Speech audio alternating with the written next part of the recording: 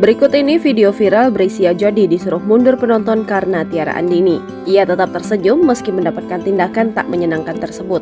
Bahkan Brescia Jody menuruti permintaan penonton dengan mundur selangkah. Ia mempersilahkan penonton untuk mengambil gambar Tiara Andini yang saat itu sedang bernyanyi. Peristiwa tersebut terekam kamera dan viral di media sosial.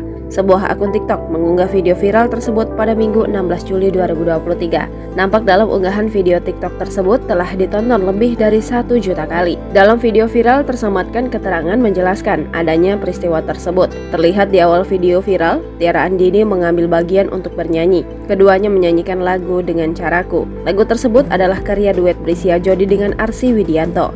Namun pada konser video viral tersebut, Brescia Jody duet bersama Tiara Andini. Masih dalam video viral, seorang penonton berteriak memanggil Jody. Sosok penonton tersebut bahkan terekam kamera menyuruh jebolan Indonesian Idol tersebut untuk mundur. Ia bahkan mengarahkan tangannya bak mengibas untuk meminta Jody mundur. Nampak Jody tetap tersenyum sambil mundur selangkah.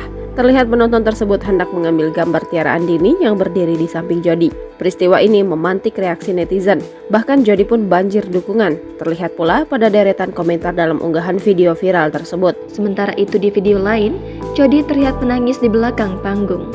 Video Jody menangis itu diunggah di akun TikTok @yunyujoea pada Senin 17 Juli.